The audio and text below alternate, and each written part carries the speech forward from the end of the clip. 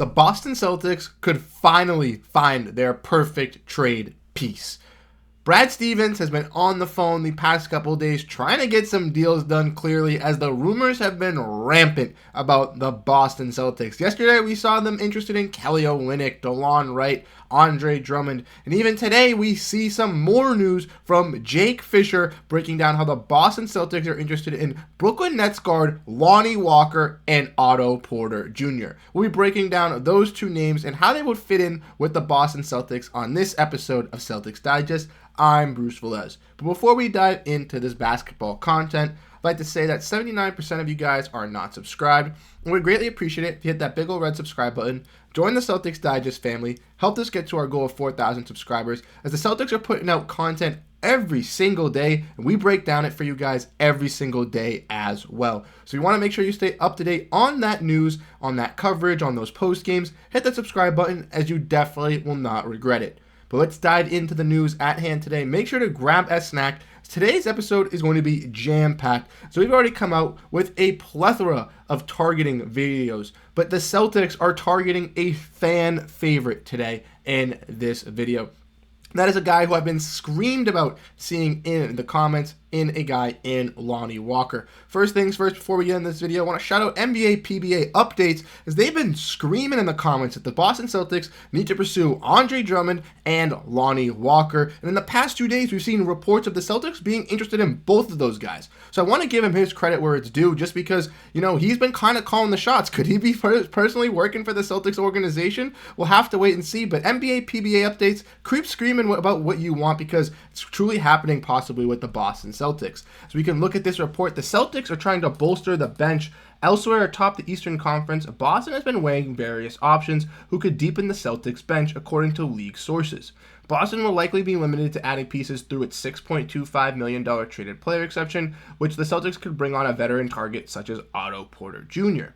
Another name on Boston's radar, though, is Nets guard Lonnie Walker, who's generated a wealth of interest from playoff teams while playing well on a minimum contract. And like this article screams, and like Jake Fisher is preaching in this article, is the Boston Celtics' main way of making a trade, and the way that I've been proposing it for the past couple weeks and months, is using this traded player exception.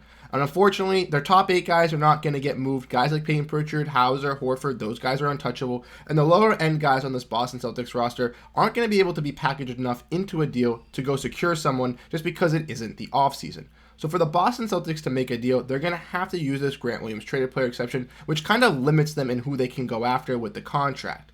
Like I had mentioned in an earlier video this week, I talked about how last year the Celtics used their traded player exception to go after a guy like Mike Muscala, who was kind of just like a utility tool for the Celtics to have, just to throw out there as like a third center to kind of help out in different lineups or situations that the Celtics wanted to run. He wasn't a guy that the Celtics went after to acquire to be a bolstering piece. And that's why I didn't really want to talk about Lonnie Walker, because it seemed like the Celtics weren't going to be able to go after him. It seemed like the Celtics were going to be after going up a guy like similar to Mike Muscala this season, maybe a John Conchar, who can kind of fit the bill, kind of just slip in there, get some minutes here and there in some weird scenarios. Possibly a guy like Otto Porter, like the article mentions, which we'll be diving into a little bit as well.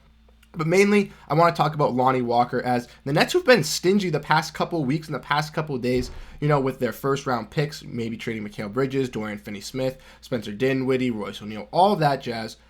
The Celtics are interested in Lonnie Walker, and that's what the main point of this video is. We're going to be diving in, talking about him. As you guys can see, averaging 12 points, 2.1 total rebounds, and 1.6 assists, off 47% shooting from the field, 43% from 3, and as you guys can see, that 3-point percentage has soared up 7%, and that field goal percentage has also gone up as well. Lonnie Walker, a guy drafted to the Spurs, had to fight for his rotation, wasn't really kind of shown. Kind of a similar like Malik Monk role as I kind of see him. He's been kind of fighting on these minimum deals, but now it looks like with the Brooklyn Nets, he's clearly proven that he can be, you know, a solid bench piece for a plethora of contenders, as multiple of them are interested, including the Boston Celtics.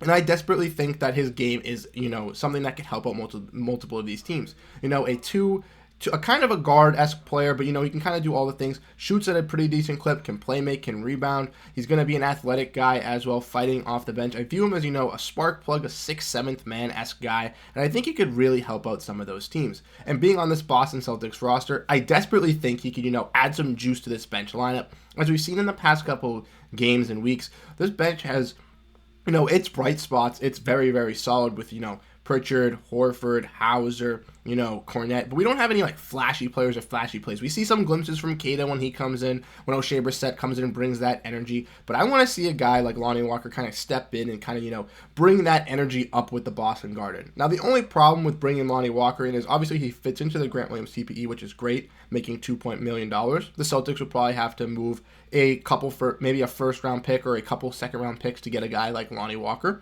But the one problem with Lonnie Walker is going to be finding him some minutes with this rotation because, like I mentioned, with this bench unit, we already have, Holiday, Pritchard, and White as the guards. We got Tatum, Brown, and Hauser kind of as the wings. And then in that big man group, we got Horford, Kristaps, Luke Kornet, and Kata. So the Boston Celtics will have to, adjust some lineups here to, give Lonnie Walker an abundance of minutes because if he does get acquired to this team, it's not like he's going to be playing, 5 to 8 minutes or just seeing, some random spots here and there. He's going to be a guy that's going to be expected to play 10 to 12, maybe even 15 minutes on most nights for the Boston Celtics, being a high impact player. Him and Payton Pritchard will have to share that guard role a little bit. Maybe Payton Pritchard's minutes will be dropping a little bit. We'll have to wait and see. But another guy that was mentioned in that article as well was a guy in Otto Porter who's on the Toronto Raptors. Not having the greatest season this year, not getting that much playing time as well as you can see.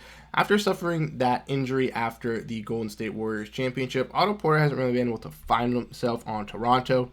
Toronto went after him as, a veteran guy. Seeing him do well in the Warriors championship run brought him in to, have him help out with their roster, kind of make them get a playoff push.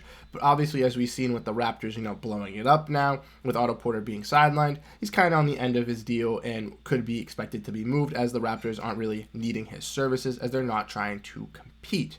Now, the Boston Celtics could go after a guy like Otto Porter Jr., and he could be, that's a type of guy like a John Conchar or like a Mike Muscala from last season, where I could see the Celtics possibly going out and obtaining him just because the value is right on him. They could only offer, 1 or 2 second-round picks, and if Brad is, giving all these teams calls, I desperately think he's trying to utilize his TPE. He doesn't want it to go to waste, and I think he will use it on a guy that he finds for the right value.